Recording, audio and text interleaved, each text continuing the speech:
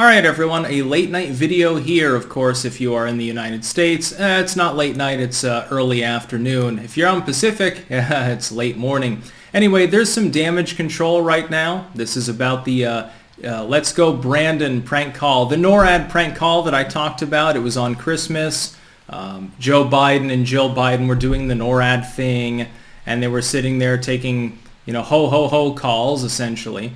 And of course, one caller called in. I reported on this before and said, "Let's go Brandon" at the end of the call. Now, the big news of that was that Jill Biden understood what was going on instantaneously. She knew that a prank call was going on, and she said, "Oh God, not this again." Joe Biden had no clue. When he was queried on it, he said, "Oh yeah, I agree. Yeah, let's go Brandon," because he's clueless. He's got dementia. The Biden bots are out in full force. They've doxed the actual caller, whose main video I posted before. My advice to him would be, do not apologize under any circumstances.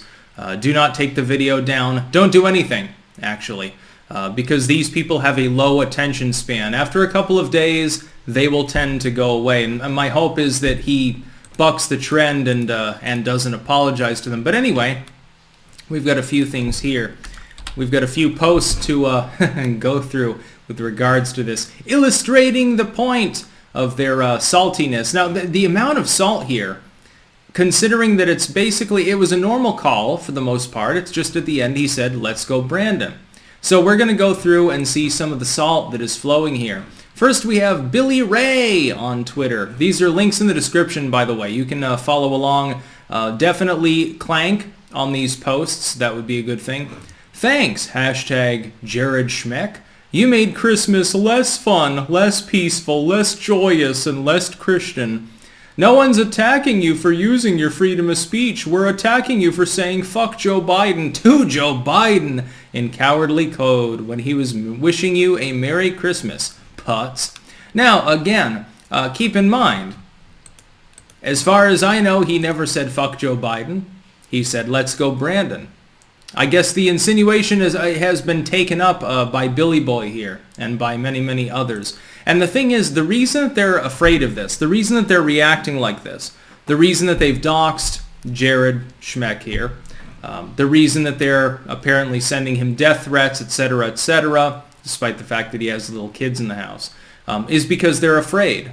They're afraid. They're terrified because they know that Joe Biden has dementia. And the problem is that this prank call, which went viral, shows that he has dementia. It shows that he doesn't know what the hell is going on. He didn't react to this. In fact, at the end, he said, "Oh yeah, I agree, let's go Brandon." That's what they're angry at. They're angry at the fact that their fucked up fear has been exposed once again. Number 2, we're on to the Daily Beast. These are all on Twitter, by the way. Again, links in the description. You can follow along. Definitely clank on these posts. Jared Schmeck is upset about the backlash. Let's go Brandon. Christmas caller to the Biden says it was a joke. Well, it clearly was. But the Daily Beast wouldn't understand a joke if it came up and bite it in the ass because they have no sense of humor. This is common among leftoids. Do you remember, to all those people saying, "What was Christmas? Think of the dignity of the office of the president. Blah, blah, blah. Joe Biden doesn't deserve this kind of treatment." Do you remember what happened for 4 years under Donald Trump? I seem to recall that people were floating a balloon with a giant bloated orange baby with a diaper on outside of the White House on numerous occasions. Yes, presidency, dignity of the office, all of that other stuff. So that's the Daily Beast. By the way, why is not Twitter enforcing its TOS with regards to doxing? I seem to recall that Twitter had a huge problem with a dude named Eric last year. When that was being talked about, people were banned for talking about it. Why is it because Jared Schmeck is a normal workaday person? Former cop, he's a middle-class dude. He's a regular person, so he doesn't get that kind of protection. And then third, of course, we have the Palmer Report. Now, this is just one of thousands of examples of hypocrisy. The Palmer Report on 11/4/20, so that's last year, that's last November. Hey, Donald Trump, fuck you. Now the Palmer Report, as of 2 days ago. Imagine being the kind of brain-dead loser whose entire political worldview is based on a phrase as incoherent and stupid as Letsgobrandon. There are 1,000 other examples of this. I won't bother getting into them because you can find them yourselves. Basically, go to any leftoid page and go back through their history. It doesn't matter if it's on Twitter, it could be on YouTube or anywhere else. You'll find 1,000 examples of them saying things like that to Donald Trump or to many others. I'm sure that you could find probably 1,000 examples of them laughing. Remember that when the Republicans there, they had that baseball game and they got shot up? I can't remember exactly. The House Whip, actually, I think at the time, was injured. He was shot in the hip, and a Republican, of course, at the time, and spent the better part of a month recovering. I think that he got out eventually. And you never hear about that terrorist attack. you never hear about all the times that Donald Trump had his son, Barron Trump, who minor at the time. I can't remember who exactly said it, saying that he should be locked in a cage with pedophiles.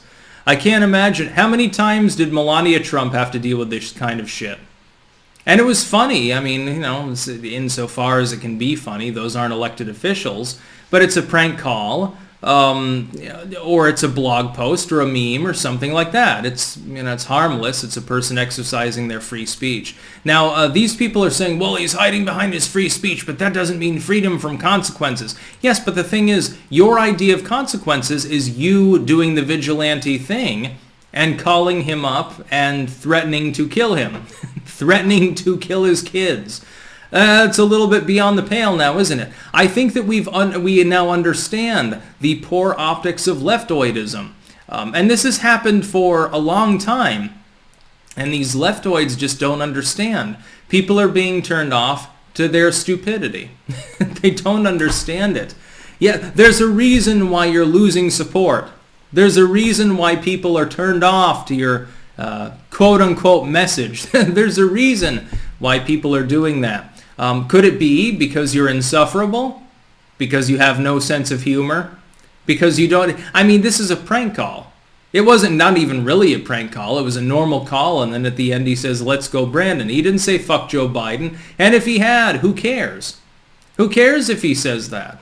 I've seen people saying, well, you shouldn't say let's go Brandon. Be a man and just say fuck Joe Biden. Well, the problem is that the algorithms on virtually all big tech sites will filter that out. Let's go Brandon is generally not filtered because it's an innocuous statement. It just has to do with cheering on Brandon. Cheering on little Joey Biden, who can't do anything right. And that's the problem. That's why they're flipping out here. That's why they're livid. Because they know that if anyone watches this and they see Joe Biden's reaction, number one, the prank call is funny. It's just hilarious.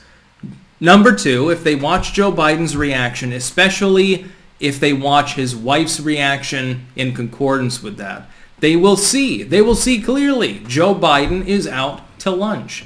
That's why they're livid about this. Why do you think, from the top to the bottom, all the Biden babies, all the craptivists, all the policy wonks and morons in the legacy media, all the missing link media, why do you think they're all spurging out about one person making a prank call in which Let's Go Brandon was uttered?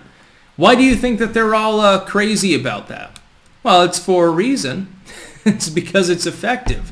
And this is exactly what I encourage people to do. So again, to Jared Schmeck out there, do not apologize under any circumstances. Don't make an apology. Don't even talk about it. Don't make any excuses. It'll die down in its own time because these people have a very, very limited attention span. It's the way of the leftoid. In 15 minutes, they'll move on to the next thing. They'll move on to the next thing that'll upset them because they're perpetually upset. They have no sense of humor. These people have no life. Most of them have no job as well. They sit there and they find things to be outraged and incensed about, and then they rant about them for a brief period of time until the next thing comes along that they can rant about. That's all they do. That's their purpose in life. Their entire goal of existence is just to rant about things and be petulant and petty and stupid. And to the legacy media, of course, are you going to talk about how the big tech sites that you're all partnered with are not upholding their terms of service in protecting the identity of a person whose address is being actively floated out there? You going to do anything about that? Of course they won't. They don't give a shit about him. They're hoping that he's intimidated. They won't do anything ever. Even if he himself decides to come out and flag these posts, nothing will be done. Because they're a bunch of goddamn assholes. That's about all. Peace out.